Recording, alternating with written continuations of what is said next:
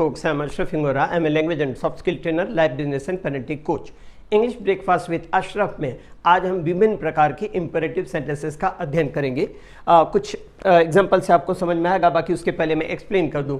कुछ sentences structure इस तरह की होती हैं, हल्ला ना हो, शांति हो, तो ये आप पर्टिकुलरली किसी को तुम हल्ला मत करो, यू जनरली यू के बिना बोलते हैं। इंपेरेटिव जनरली सेंटेंसेस होता है, यू अंडरस्टूड होता है। आपने देखा भी है इसके पहले आज्ञा, आदेश, निषेध, प्रार्थना, चेतावनी, ये जो कंस्ट्रक्शन होते हैं वो इंपेरेटिव के होते हैं। हमारे दो इंपेरेटिव पे ऑलरेडी वीडियोस आ चुकी हैं, एक इंपेरेटिव और दूसरा निगेटिव इंपेरेटिव पे। यहाँ कुछ एक इंपेरेटिव, द लास्ट वन, ये फोर्थ है हमारा वीडियो जो इस इंपेरेटिव के कंस्ट्रक्शन को दिखेगा। इनकी बनावट कैसे होंगी, let there be plus noun और let there be plus no plus noun.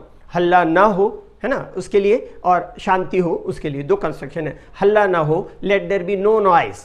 अब देखिएगा, नॉइज जो है वो नाउन है, नो जो है वो एडजेक्टिव है, बी जो है होना के लिए, देयर जो है वो एंटीसिपेटरी इंट्रोडक्टरी देयर है, सब्जेक्ट नहीं है, इस वजह से यहाँ पर सब्जेक्ट के रूप में यूज हुआ है, जिसका कोई अर्थ नहीं है। इंपेरेटिव होने के कारण यहाँ लेट का यूज हुआ है इस तरह से। सिमिलरली शांति हो, लेट देयर बी पीस। और फिर नेक्स्ट देखिएगा, इनडायरेक्ट आज्ञा, आदेश जो का भाव व्यक्त करते हैं, तो नरेशन का किस तरह से इस्तेमाल होता है। सेंटेंसेस का फार्मूला भी मैंने इसमें मेंशन किया हुआ है, देखिएगा। Principal clause with tell, ask या ऑर्डर और इन्फिनिटिव, इनका यूज होगा इनडायरेक्ट नरेशन में। दूसरा इसका कंस्ट्रक्शन होगा सेंटेंस जो कि प्रिंसिपल क्लॉज होगा प्लस इन्वर्टेड कॉमा होगा और उसके बाद इन्फिनिटिव और फिर इन्वर्टेड कॉमा, ये डायरेक्ट नरेशन में यूज होगा। सेंटेंसेस के एग्जांपल से आपको समझ में आएगा, आगे देखिएगा। मैंने नौकर से एक कप चाय लेने को कहा, मैंने नौकर से एक कप चाय लाने को कहा। इसी को हम दूसरी तरह कह सकते हैं, मैंने नौकर से कहा कि एक कप चाय लाओ। तो फॉर्मेशन होगा आई टोल्ड या I ask the servant to bring a cup of tea. एक तो इस तरह से कह सकते हैं, ये क्या हुआ, इनडायरेक्ट नरेशन हुआ। दूसरा इसको डायरेक्ट नरेशन में इस तरह से कह सकते हैं, I told the servant bring a cup of T, इस तरह से। दूसरा एग्जांपल देखिएगा, उसने मिलने वालों से कहा, उसने मिलने वालों से बाहर इंतजार करने को कहा। इसका मतलब होता है उसने मिलने वालों से कहा कि बाहर इंतजार करो। अब एग्जांपल को इंग्लिश में समझें, he asked the visitor to wait outside. ये कौन सा हुआ, इनडायरेक्ट नरेशन में इसका यूज हुआ। और दूसरा इसका, he asked the visitors wait outside, इस तरह। तो ये कंस्ट्रक्शन कुछ एक हुए।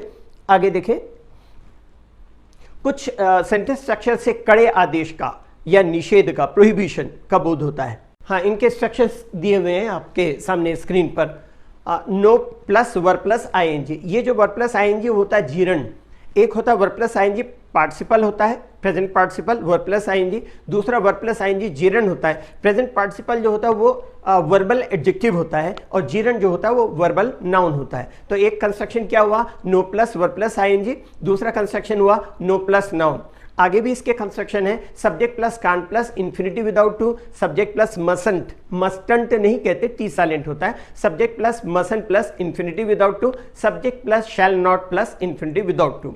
जैसे यहाँ पर एग्जांपल दिया हुआ है, यहाँ धूम्रपान मत करो, तो इसको कैसे बोलेंगे, no smoking here, you can't smoke here, you mustn't smoke here, you shall not smoke here, इस तरह से। आगे देखिएगा, कड़े प्रोहिबिशंस, निषेध के लिए सेंटेंस स्ट्रक्चर कैसे बनती है इसको देखें। यहाँ पर भी दिया हुआ है, देखिएगा। Subject plus can't have plus object plus verb plus ING, ये इसका कंस्ट्रक्शन हुआ। यहां धूम्रपान ना करें, I can't have you smoking here, I can't have you smoking here. यहां पर ऐसे हैव का चूंकि अलाउ होता है या परमिट होता है, इसलिए ऐसे वाक्यों का भाव इस तरह भी व्यक्त कर सकते हैं, मैं तुम्हें धूम्रपान करने की इजाजत नहीं दे सकता, या यहां धूम्रपान करने की इजाजत नहीं है, या यहां धूम्रपान करना मना है, धूम्रपान करना वर्जित है। अब रिटर्न में कैसे इसके यूजेस होंगे देखिएगा। Smoking is prohibited, smoking is not allowed, smoking is not permitted। और imperative form देखिएगा, थोड़ा सा समझने की चीज़ है, इसको समझ ले तो आगे और आगे के सेंटेंस में आपको आसानी से समझ में आएगा। imperative फॉर्म वर्ब का बेस फॉर्म होता है और यह सेकंड पर्सन फॉर्म होता है।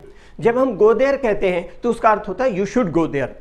अब देखिएगा, एफ में जैसे यहां पर लिखा हुआ है, एग्जांपल दिया, पहले उसको समझ ले कैसा होगा। निगेटिव इंपेरेटिव के लिए डू नॉट या डोंट प्लस बेस फॉर्म, अर्थात डू नॉट या डोंट गो देयर, इस तरह से। और एम्फेटिक इंपेरेटिव के लिए डू प्लस बेस फॉर्म, अर्थात डू गो देयर, इस तरह का प्रयोग होता है। निगेटिव इंपेरेटिव के लिए नेवर, और नो का भी प्रयोग किया जा सकता है। एग्जाम्पल आपके सामने दिया है, never touch an electric wire, बिजली के तार को कभी ना छुओ, इस तरह। आगे,